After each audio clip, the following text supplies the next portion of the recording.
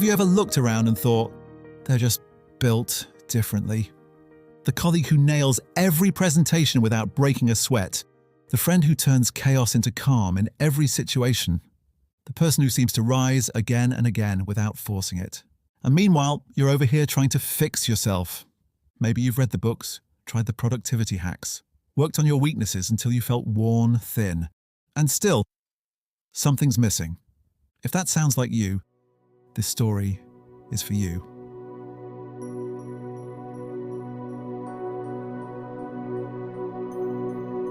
It's about what happens when you stop trying to become someone else and start using what's already yours.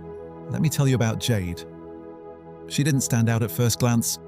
No dramatic accolades, no shiny resume, just consistent, steady.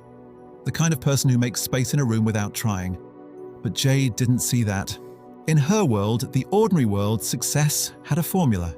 Be well-rounded, fix your flaws, be more of what you're not. And so, she tried. She signed up for courses that drained her, said yes to roles that made her feel like a stranger to herself. Every win felt earned through friction, and every mistake, a sign she still wasn't enough. Then came the moment, a project at work, one she led, reluctantly, nothing flashy, just coordinating a messy transition between two teams.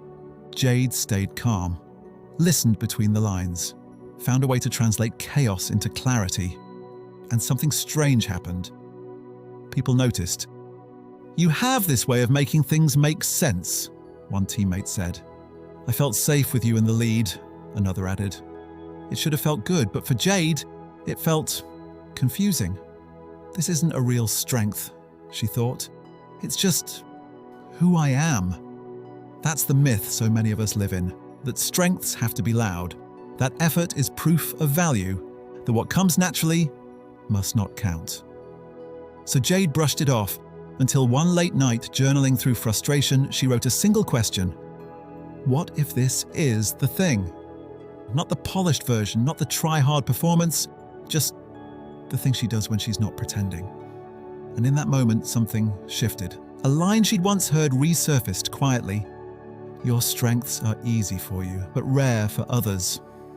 She didn't know what to do with that yet, but it stuck. So she started small. She stopped forcing herself into detail-oriented roles that drained her. She volunteered for client calls, the ones where clear thinking and calm delivery mattered. She paid attention to what energized her and what didn't. It wasn't smooth. There were doubts, awkward experiments, moments of silence after bold choices. But there were allies too. A colleague who echoed her strengths back to her. A mentor who said, "You don't need to be more, you just need to be where you shine." Bit by bit, Jade crossed the threshold. She stopped hiding her natural rhythm. Then came the bigger ask. A leadership opportunity, one that required owning her style, not imitating someone else's. Her first instinct? Say no. This isn't me, I don't lead like that.